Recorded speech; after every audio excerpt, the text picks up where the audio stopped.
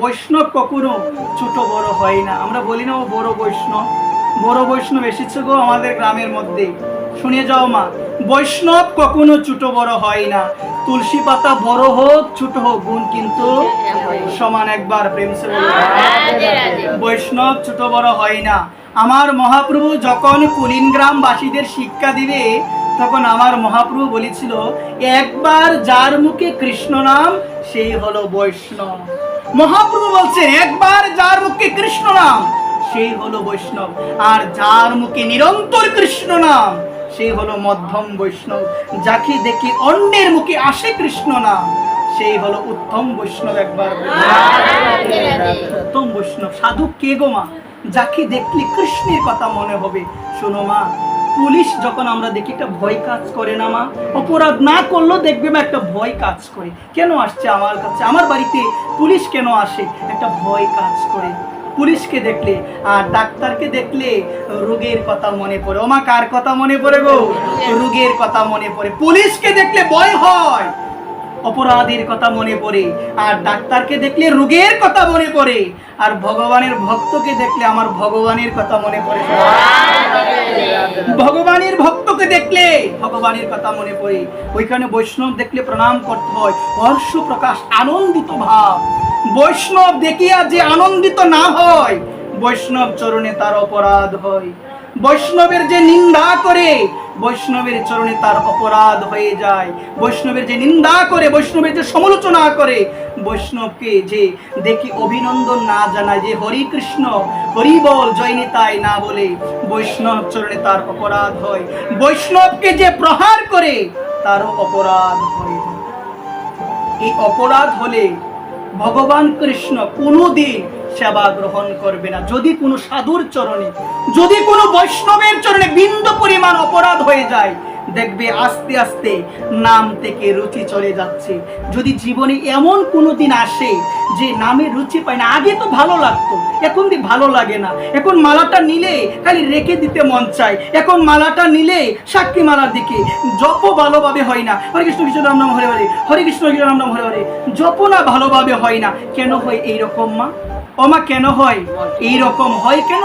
কোন সাধুর চরণে, কোন বৈষ্ণবের চরণে অপরাধ হয়েছে, যার কারণে কথা বলে, নিন্দা করে, সমালোচনা করে নাম নেই। যারা এইভাবে নেই, বুঝতে হবে সাধুর চরণে, বৈষ্ণবের চরণে অপরাধ, যার কারণে হরিনামের মহিমা বুঝতে পারে না, হরিনাম করেও ক্রিয়া হচ্ছে না। এই কারণে সাবধান। যদি এইরকম দশা আসে, সেবা দিতে ভালো লাগে না, হরিনাম করতে ভালো লাগে না, গীতা পাঠে আসতে ভালো লাগে না, এইরকম যদি দশা আসে, বুঝতে হবে কোনো মহতের চরণে, বৈষ্ণবের জন্য অপরাধ হয়ে গিয়েছে। যদি তুমি জেনে থাকো কার জন্য অপরাধ হয়েছে, তার কাছে দাও, তার কাছে যেতে হবে। চাপাল গোপাল করেছিল না মা? শ্রীবাস ঠাকুরের চরণে অপরাধ। শ্রীবাস ঠাকুরকে সমাজের বুকে অধপতিত করার জন্য করেছিল কিন্তু মা, কিন্তু করার পর কি হলো? সারা অঙ্গে কুষ্ঠবিধি দেখা দিয়েছিল। কিন্তু যখনই শ্রীবাস ঠাকুর আলিঙ্গন দিয়েছিল, সমস্ত কিছু থেকে মুক্ত হয়ে অপরাধ থেকে দূরে থাকো। এই কারণে বলছে, অপরাধ শূন্য হয়ে লহ কৃষ্ণ নাম, কৃষ্ণ মাতা, কৃষ্ণ পিতা, কৃষ্ণই হলো ধনপ্রাণ। সবাই বলো রাধে রাধে। কৃষ্ণকে ভালোবাসতে হবে এবং বৈষ্ণব অপরাধ থেকে দূরে থাকতে হবে। আপনারা সবাই বলেন, জগাই মাদাইয়ের মতো পাপীর উদ্ধার হয়ে গেছে। শুনে যাও, জগাই মাদাই পাপ করেছে, অপরাধ করে নাই মা। পাপ অপরাধ আলাদা আলাদা মা, আমরা তো এক করে ফেলি গো মা। পাপ কোনটা গো মা? যেমন বলছেন মিথ্যা কথা বলা যাবে না। কি বলা যাবে না মা? সবাই সবাই মনোযোগ সহকারে বলছে, মিথ্যা কথা বলা যাবে না। সর্বদা কোন কথা বলতে হবে? সত্যের মধ্যে আছে ভগবান। সত্যের মধ্যে কি আছে? এখানে ভাগবতী বলছে, সত্যম পরম ধীমহি। এখন বলছে কি জানো মা? মিথ্যা কথা বললে পাপ হয়। কি হয় গো মা? শাস্ত্রে বলছে চুরি করা যাবে না। চুরি করলে কি হয়? অপরাধ হয় না পাপ হয়? কি হয় গো মা? সবাই বলো নামাজ করে, পাপ হয়। তাহলে অপরাধ কিভাবে হয় গো মা? অপরাধ হয় সাধু নিন্দা, বৈষ্ণব নিন্দা করলে অপরাধ হয়। অপরাধ হয় শাস্ত্র নিন্দা করলে। দেখবেন অনেকে বলে তো নতুন নতুন শাস্ত্র বের হচ্ছে, বলে না গো মা? আগের দিনে এত ধর্ম চর্চা ছিল না মা।